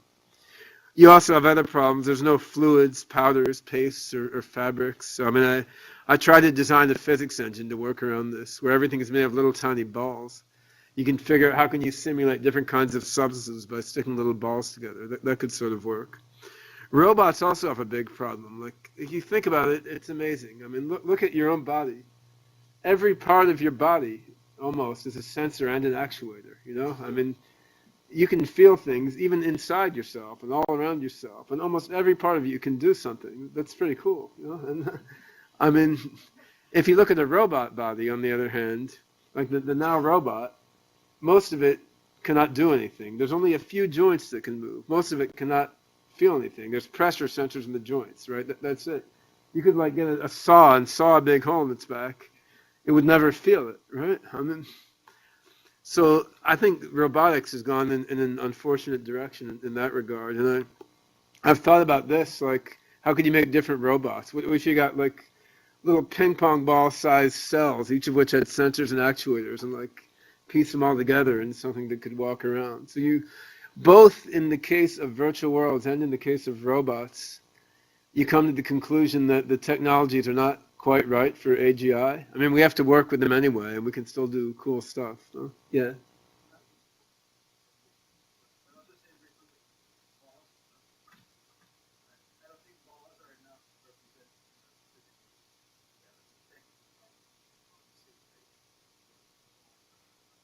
Well, if the balls are small enough, they must be enough.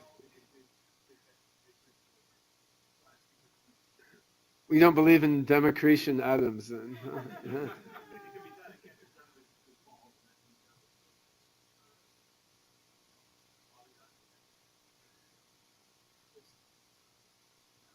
Well, we could discuss that later. Yeah, because you could build a polygon out of little balls.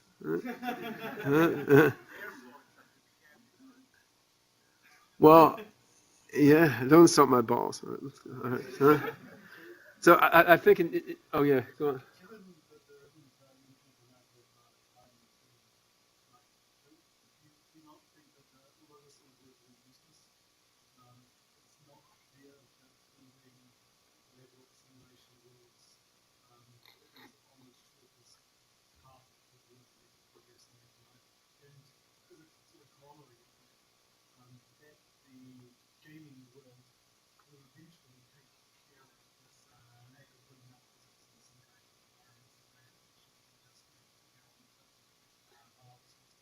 Well, I mean, that is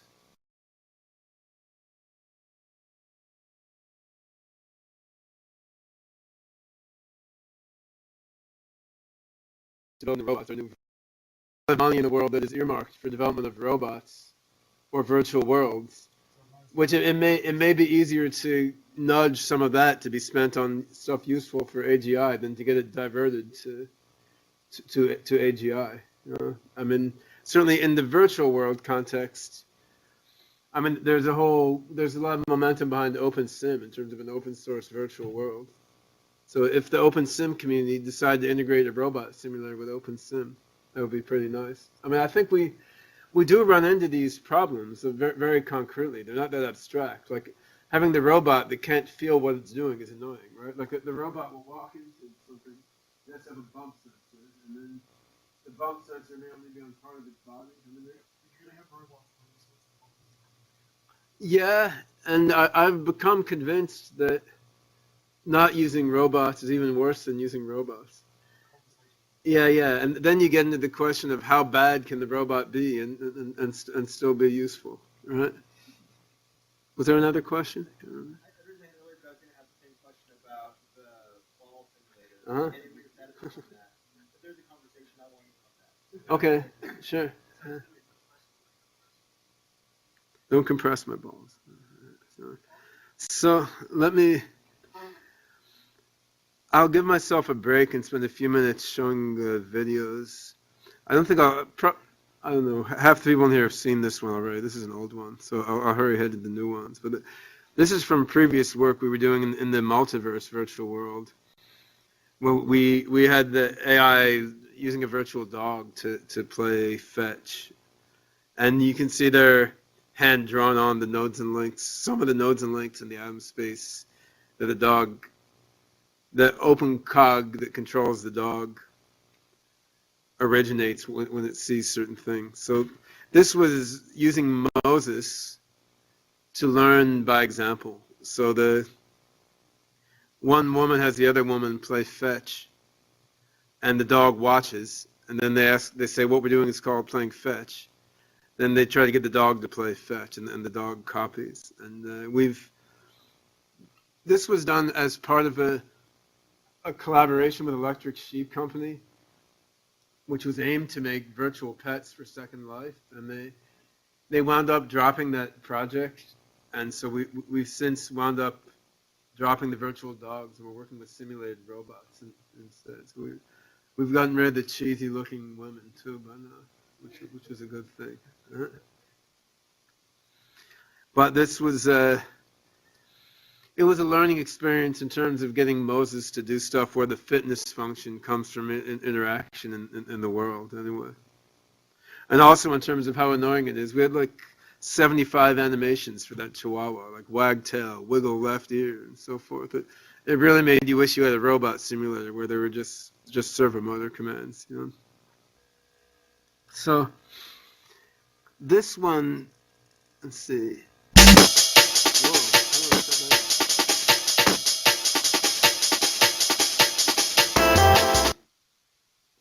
That music has nothing to do with anything.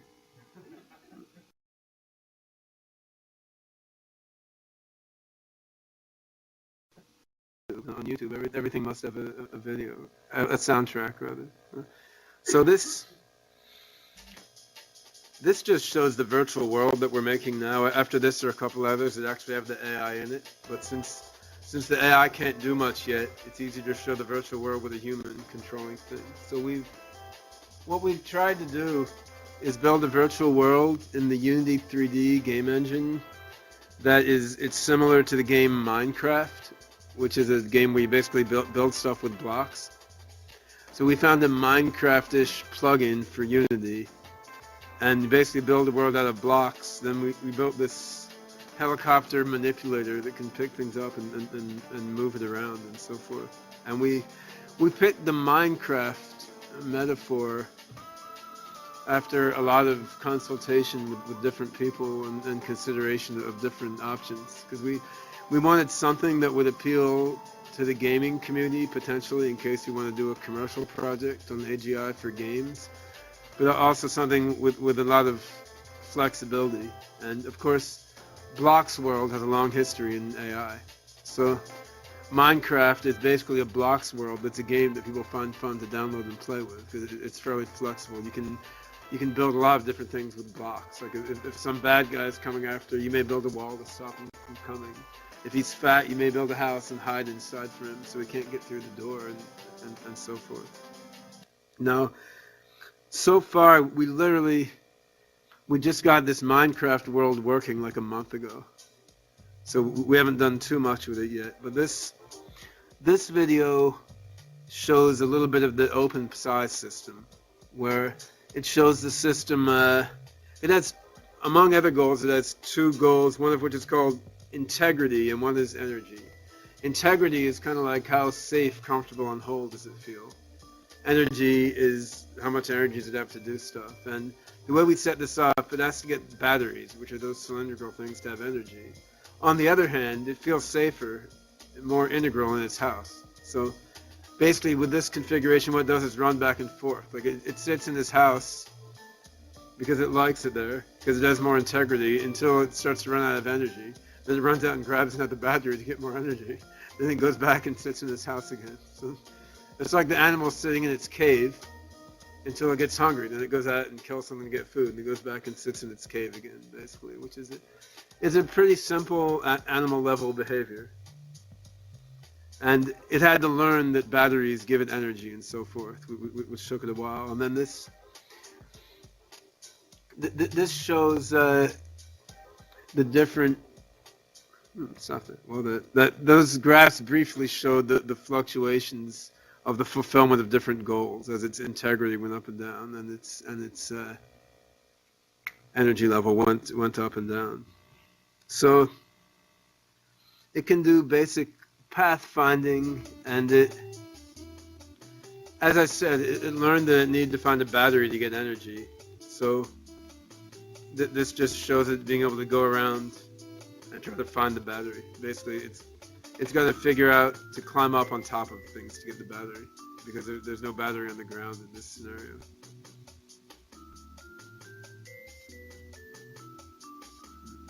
There's a little guy. That's the guy who replaced the dog. There will be a big, ugly robot to replace the woman in the dress.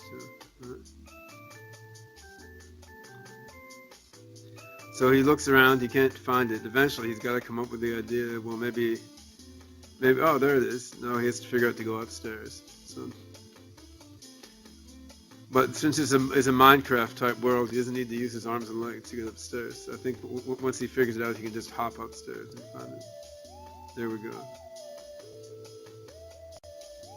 How does he get there? He's kind of stupid. Come on.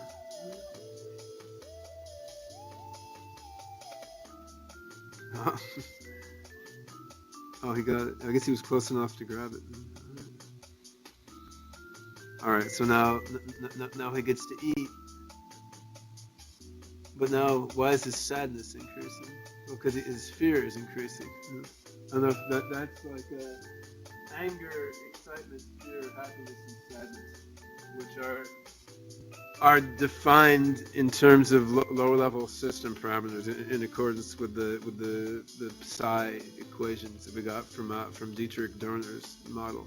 So the Psi sort of regulates the basic emotions and actions, but then when it wants to learn something, like batteries give me food, it goes back to OpenCog's memory and learning algorithms and so forth. All right, I'm bored with him. It's enough of him. So this is a much worse video because it involves an actual robot, and doing anything with the robot is really annoying. But it can, the robot is connected to OpenCog, not using Destin. This is using a simpler interface, and it can do basic commands. It can find stuff. It can navigate around. It can recognize objects and so on. And our goal is to get imitation learning working with the robot. When we've done that in really simple cases, like you can walk somewhere and say, okay, I walk to the wall. Now you walk to the wall. You can copy simple things, but so far we've been a bit frustrated with just vision processing issues, which is why we're moving to using Destin as a vision preprocessor. But it's the other thing you notice here, which is kind of pathetic, is how empty the robot's world is. Like the reason you want to work with robots is because of the amazing richness of the physical world. Then inevitably you make a robot lab that has almost nothing in it, because otherwise the robot gets too confused. So obviously we need to get beyond that level in order to really make use of robots or anything but playing around with. But still, you have to start simple. And the Now robot has a number of limitations. It looks cool for demos, but the hands don't pick things up that well, and the cameras are like extremely low res, even compared to the camera in the iPhone 3 or something. On the other hand, it is a humanoid robot that it walks, it recognizes speech, and it outputs stuff by Wi-Fi. So it let us get started using OpenCog to control robots, which is fun. Oh, there it's walking into the wall. Oops. So much for him. So the last thing I want to discuss is the developmental roadmap, and this won't take too long. So a conceptual way to think about the developmental roadmap is in terms of Piaget's theory of cognitive science, which is not really in fashion among developmental psychologists anymore. They found there's a lot more detail to child development than Piaget thought. On the other hand, it's very popular among non-developmental psychologists because it's simple. and the reality is much more complex, and this is sort of an okay approximation. He looked at an infantile level where the system is just concerned with making sense of and achieving really simple goals in reality. I mean, our robot that you saw is doing stuff like that. I need the battery. I need to be safe. I need the battery. I need to be safe. Right? What he called the concrete phase, which happens among toddlers rather than infants, you have a sense of who yourself is, and you've learned mental representations and operations on them. The formal phase, I would argue some adults never get to based on teaching remedial math for a while. But I mean, it has to do with abstract reasoning and hypothesizing, where you can, say, do a scientific experiment, test a hypothesis, understand that a variable may represent different values at different times, and so forth. So when I taught algebra, I had a student who could never understand variables. She thought A always meant 1, B always meant 2, C always meant 3, and so forth. She took algebra 7 times and failed. And she was in the concrete phase. She hadn't gone on to the formal phase where you get abstraction. And then some have talked about going beyond that to the reflexive phase, where you can kind of fully and deeply reason about your whole self, which Piaget didn't do. Then AGIs may go even further and rewrite all their source code, which would be even beyond the reflexive phase. And we had, Stefan Bagay and I had a paper in the 2006 AGI workshop trying to map this into an uncertain reasoning system like PLN, where an infantile system can do very simple inferences about the world. A concrete system has to be able to adapt its reasoning based on experience. Otherwise, it would just have horrible combinatorial explosions. And a system at the formal level can reason about inference control. It can think about thinking, which is what's needed for scientific experiments and mathematical theorem proving and so forth. You need a certain level of reflexive abstraction.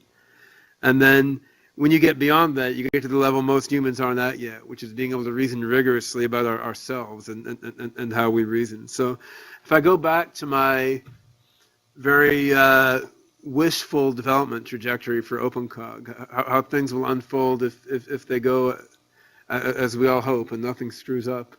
You can see that in terms of these Piagetian levels. So right now, we're at the baby level, basically.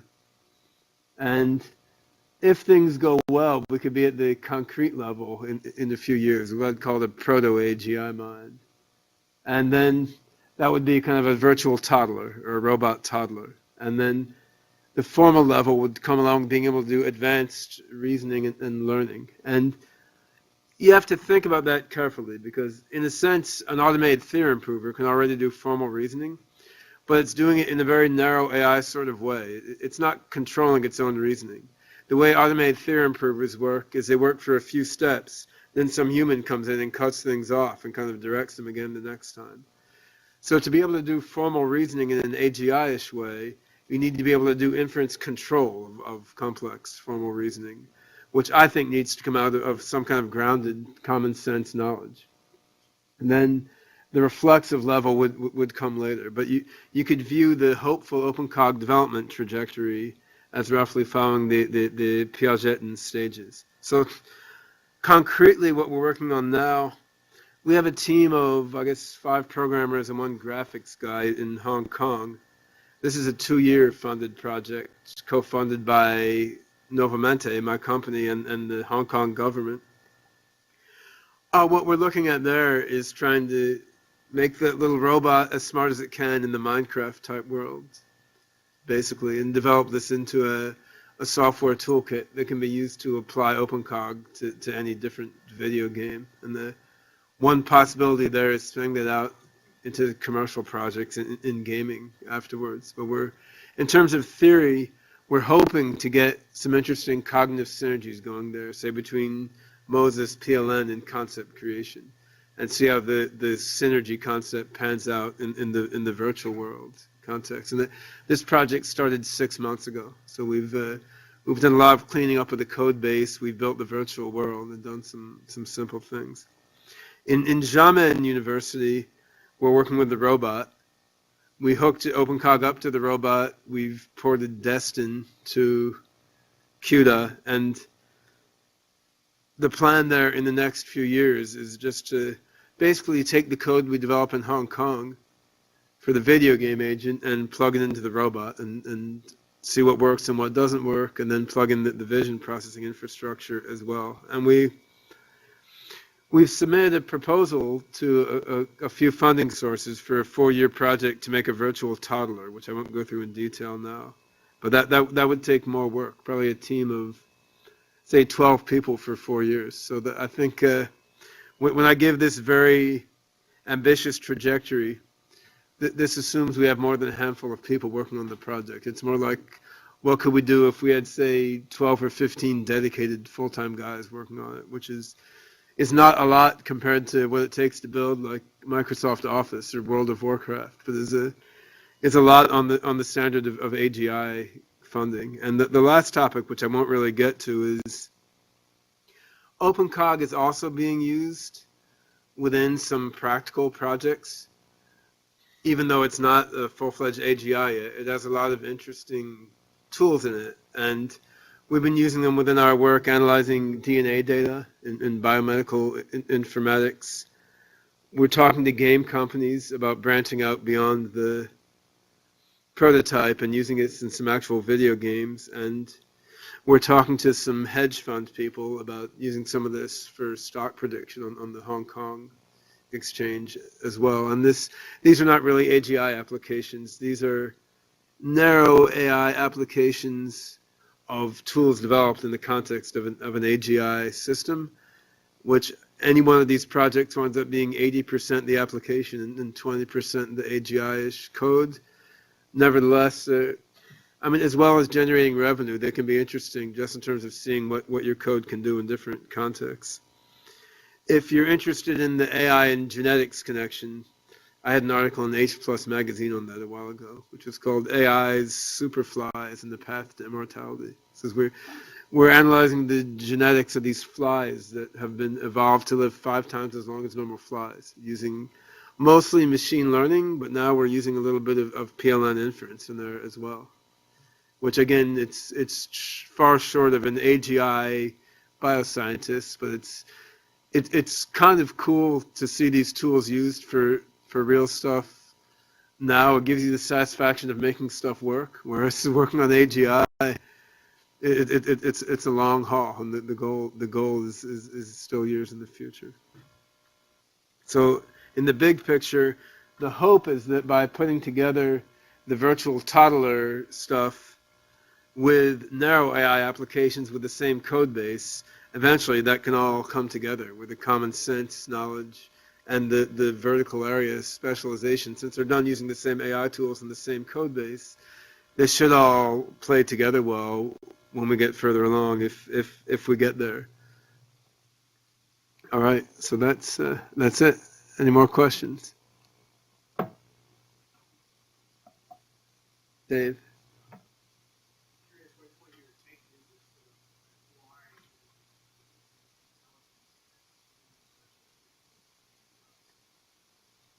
You mean, why are we so stupid?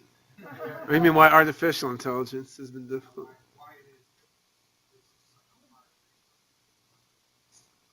Oh, well, I mean, it's amazing that we can do as well as we can. If you compare us to like chimpanzees, cockroaches, and dogs, I mean, we're kind of we're the first intelligence on Earth to evolve with the right intelligence and tool manipulation capability to even think about these things. So I'm not sure it's been hard. On the historical level, AI was founded only like 60 years ago, right? So in the grand scheme of things, it may look really fast. It's just hard relative to our lifespan, right? But I mean, the other issue, of course, is our best example is the brain, and we don't know how to measure it very well. Yeah. Yeah, where are the flying cars? I mean, that seems like an easier problem. I had to sit in traffic to get here. Yeah.